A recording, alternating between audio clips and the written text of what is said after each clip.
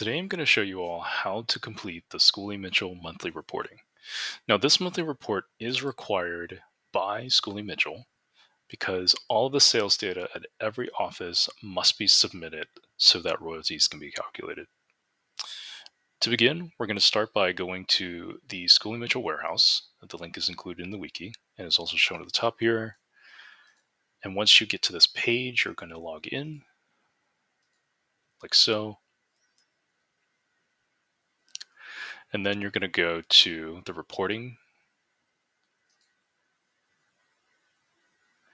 And then here, typically, when we have not had a report that is submitted for the current month, keep in mind today is the 15th, which means the report that was due this month has already been submitted, as you can see here. You would typically have a report that you can add here, but in this case, we don't because we completed it already. All right, so, and also to show you something, um, you are always going to be working on the month prior to the current month. So if this is March, that means the report that you are trying to add is going to be February 24th or 2024, excuse me. This March report is actually going to be when the current month is April. Okay, so you're gonna be working on the month prior to the current month because sales data is always in arrears. Okay, so to begin, I still have old data in here. Give me a moment as I clear this out. So to begin this process, you are going to open up one of these reports and you're going to start filling in all of this information. Now, in order to do this, we first have to generate several reports from QuickBooks so that we can calculate and report these totals. So the first thing we're going to do is we're going to go to the QuickBooks and you're going to log in. Once you log in, the first thing you're going to do is you're going to go to the bank transactions.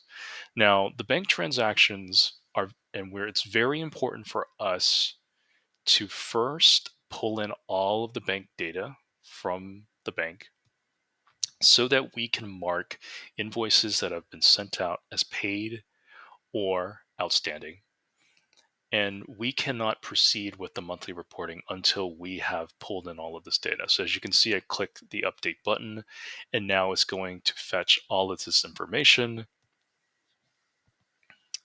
and we will finally be able to see if we have any transactions that are outstanding.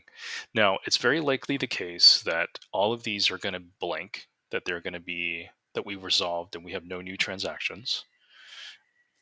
But typically, when you do this, you're going to see some transactions down here that are worth matching. In the example here, since we're probably not going to have any, I'm going to unmatch one just to show you. So as you can see here, we have no real transactions to categorize. So I'm going to undo one just to give you an example of what this would look like if we had a payment that was not categorized. So pretend that we updated and we got this new transaction. We need to categorize this first. And as you can see here, QuickBooks does automatically try to do its best guess at matching this for you. Typically speaking, unless there are multiple invoices that are outstanding for the same client, you're going to have one match as indicated here, and then you simply click match. If you have multiple matches, you need to match the invoices to the payment date as close as possible. So if there's an invoice sent out on 117 and you receive the payment 119, then the 119 in payment should be matched to that invoice, even if there are two outstanding ones, because there could be one that's already generated and outstanding. So just match the payments to the invoices outstanding to the closest date. Okay, so in this case, we're going to completely click match because there's only one match found, and now we are done. So you are going to look for these check marks all across these accounts.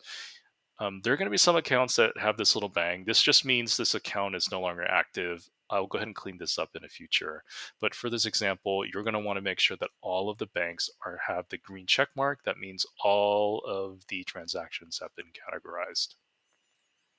Now we are ready to generate the reports that we need to finish the monthly reporting. So we're going to go to the reports section. You're going to go to custom reports and you're going to go down, and there are two reports at the bottom.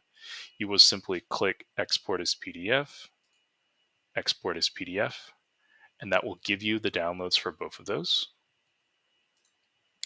Once you have done that, you're going to go to the sales invoices, and you are going to sort this by date.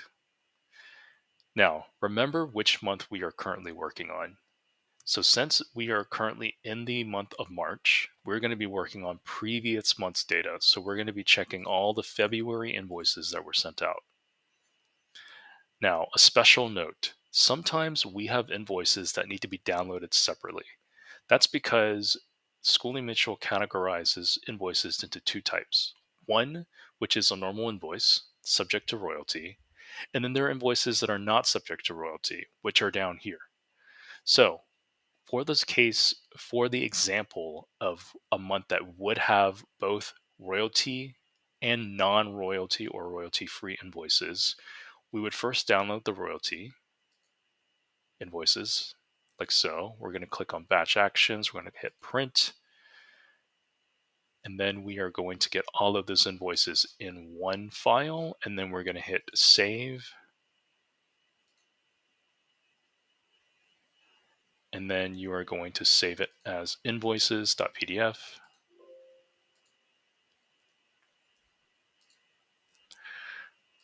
Next, we're going to download royalty-free invoices.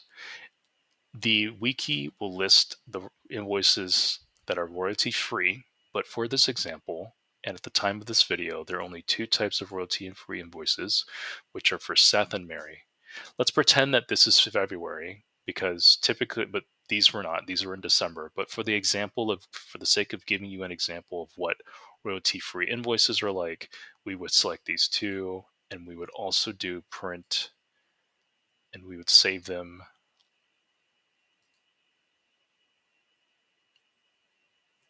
And we would save them as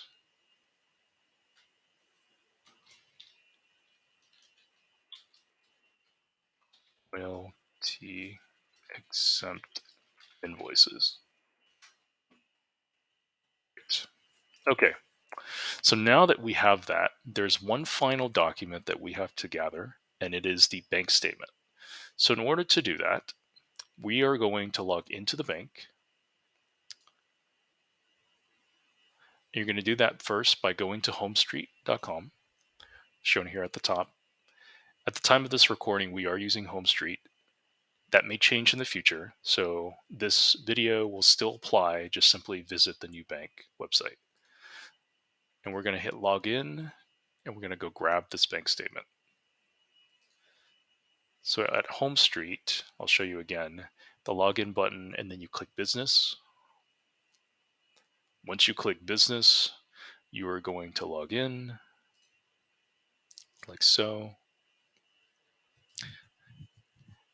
If this is a new computer and you've never logged into the banking website before, it's going to ask you to submit a one-time code. But in this case, I've done this before on this computer, so I don't get that. So just be aware. So once you have signed in,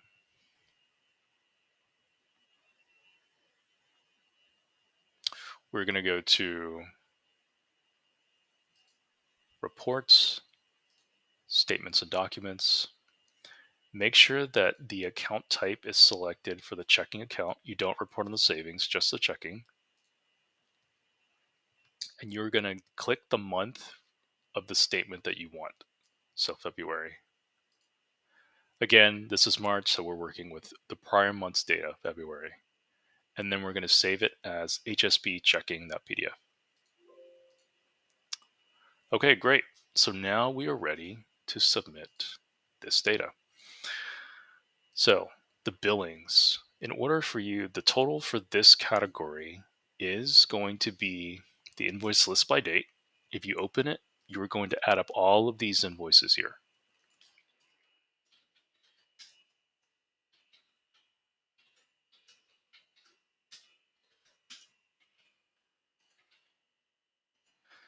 Next, you're going to report on the collections.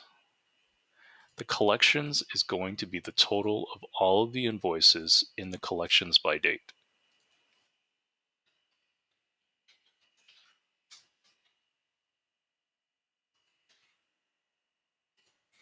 Royalty exempt.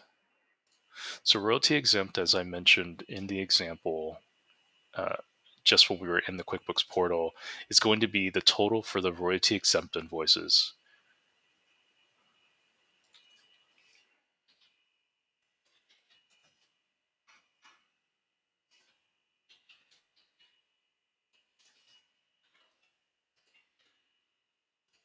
Collections.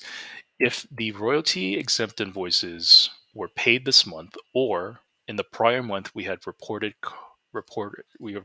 invoices that were royalty exempt that we had sent out, and they were collected this month, you would typically put that total here. But for this example, we're going to say we didn't collect any of the billings that we issued, so it's going to be 0.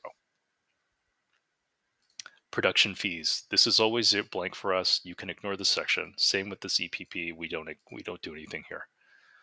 Moving on to the invoices billings. So the file that it wants here is going to be the invoices.pdf. These are the list of all of the invoices that were sent out this month. This corresponds to this total here. So again, these are all the invoices we sent out this month. Royalty exempt, these are the list of all of the royalty exempt invoices, and this corresponds to the billings total that I've highlighted here for the royalty exempt. Production fees. Again, we would have invoices to upload here if we have any production fees invoices, but because there's nothing here, this is a checkbox. We have no invoices that belong in this category. Billing statement and billing collection spreadsheet. This is 3 documents: the bank statement, the collections by date, and the invoice list by date. Notice that we selected 3 documents and we only have 2 that appear here. This is a visual bug. There are actually 3 documents here. You do not need to worry about this. Once you save this draft and you reopen it, you will see 3 documents, and I'll do that at the end of the video. Value reports and accepted recommendations. These 2 are typically just a checkbox for us. We don't typically have a lot of these, but for months we may have some rare occasions where we have value reports and accepted recommendations. When there are such documents to upload here, you will be notified of them. And finally, that's it. We are going to save the draft of this report. You do not need to hit submit, just hit save draft.